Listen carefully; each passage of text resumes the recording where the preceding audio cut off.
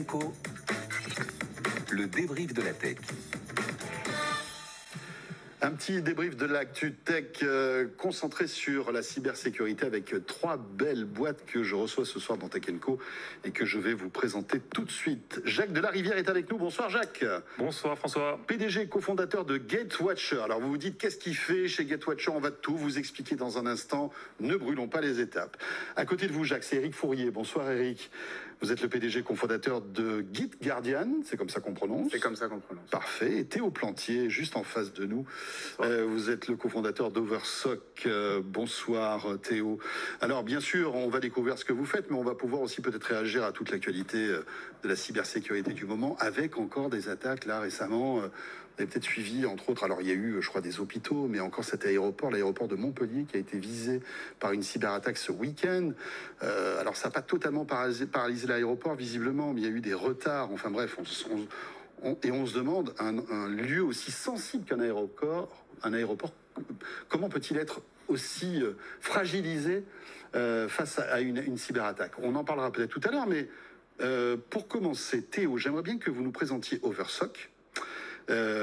Avec cette bonne nouvelle, puisque vous êtes là aussi pour fêter cette levée de fonds de 3,8 millions d'euros, créée en 2020, dont vous êtes un expert de la cartographie des risques cyber. C'est ça qui est intéressant, c'est que vous apportez du visuel sur quelque chose qui est assez abstrait. Racontez-nous. C'est ça. Alors il y a deux parties. Il y a une partie construction de la carte, parce qu'il faut de la donnée, il faut agréger de la donnée, il faut avoir la matière première pour la construire.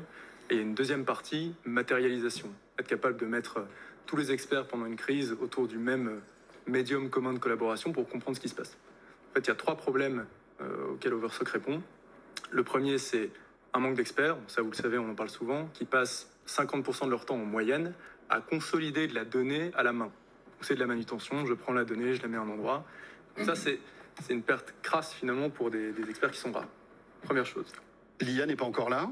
Alors si, mais c'est encore naissant. On ne peut pas dire que ça sera toujours compliqué de résoudre tous les problèmes cyber avec de l'IA. C'est ce que disent tous les experts. Le deuxième problème, c'est qu'on se rend compte qu'il y a 1% des organisations mondialement qui ont une construction satisfaisante de leur carto. Ils savent ce qui doit être défendu, ce qui paraît improbable. On se dit, ouais, tout le monde sait exactement ce qui lui appartient, ce qui doit être défendu, mais en fait, c'est beaucoup plus compliqué en cyber. Et lors d'attaques, justement, vous mentionniez les exemples d'hôpitaux, d'aéroports, si on ne sait pas exactement ce qu'on a, où est l'attaquant et où il peut bouger après, c'est compliqué de répondre vite. C'est pour ça qu'on a des cacophonies et beaucoup de stress pendant les sessions de crise. Et pour clore sur ce qu'on fait, l'ANSSI, l'Agence nationale de la sécurité des systèmes d'information, pousse ce sujet de cartographie depuis toujours parce que c'est la base de toutes les actions cyber. Mais il n'y a pas encore de solution qui répond vraiment à ce besoin-là. Et c'est ce que propose Oversock. Alors ce qui est intéressant, c'est que vous avez une inspiration graphique qui ressemble un peu aux jeux vidéo. Exactement. Pourquoi cette volonté? Donc on bascule sur la deuxième partie, oui, c'est ça. Data, et une partie compréhension instantanée de ce qui se passe.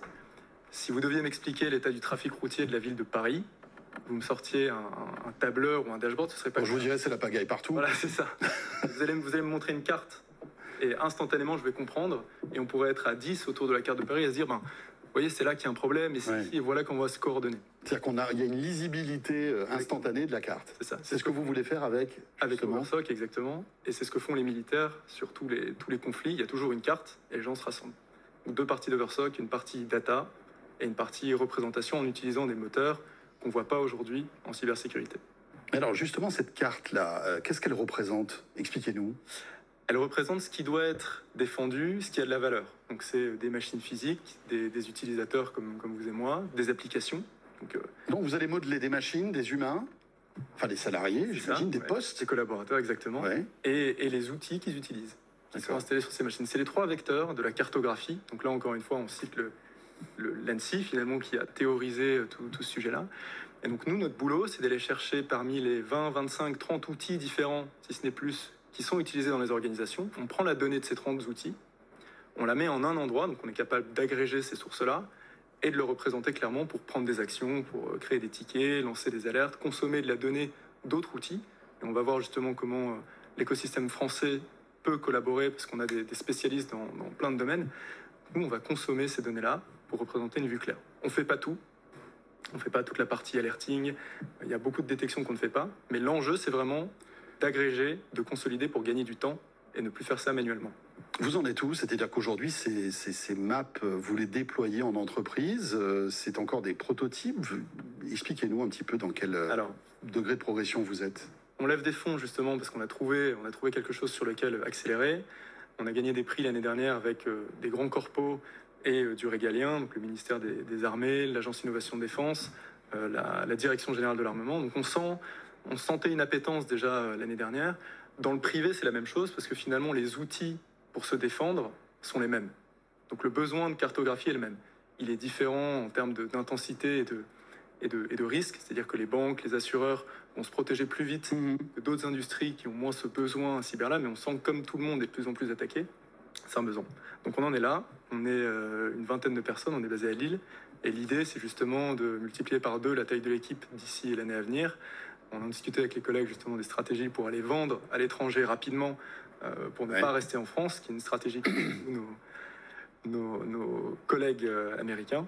Donc c'est ça nos enjeux aujourd'hui, c'est rester tech, utiliser l'écosystème et grossir vite. On reviendra un petit peu sur justement cette levée de fonds, ce que vous allez en faire et surtout comment vous allez recruter parce que c'est un vrai problème. J'imagine tous les trois que vous avez au moins ce point commun. Alors même si vous êtes dans des domaines relativement différents, est-ce que vous êtes préoccupé par le recrutement aujourd'hui? Est-ce que vous cherchez des ingénieurs, des spécialistes dans ce domaine et est-ce que c'est galère? Par exemple, Théo. Alors oui, on en cherche. On peut comparer peut-être les entreprises de services avec les entreprises qui font du logiciel. On a peut-être cet avantage de mettre l'innovation dans une solution. Donc finalement, on peut se démarquer de ça. Alors évidemment, on manque d'experts cyber. C'est 150 000 en France, je pense, en ce moment. 150 000. Apparemment, il y a 150 000 postes ouverts. Je regarde mes collègues qui ont l'air de dire que oui. 150 000 postes ouverts non pourvus en cybersécurité. Énormément de place. Il y a beaucoup de place pour les solutions technologiques européennes et même aux États-Unis. Tout n'est pas fait. Il y a un champ des possibles encore très vaste. Il y a tellement d'attaques que pour pouvoir se défendre, on dit souvent que l'attaquant est en meilleure posture que le défenseur. C'est aussi pour ça que je pense qu'on a des entrepreneurs cyber qui sont là. C'est pour inverser un peu la vapeur là-dessus. D'accord. Ça va être quelque chose qui va un peu comme les logiciels de comptabilité. Excel n'a pas viré tous les comptables. Excel a permis à plus de gens de faire un petit peu et aux experts de faire beaucoup plus. On peut se dire que c'est ce qui va se produire aussi en cyber. Mais non, il y a de la place, il y a un besoin.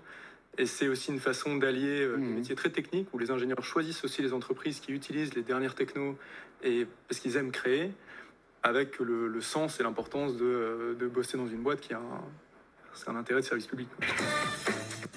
Tech & Co, le débrief de la tech.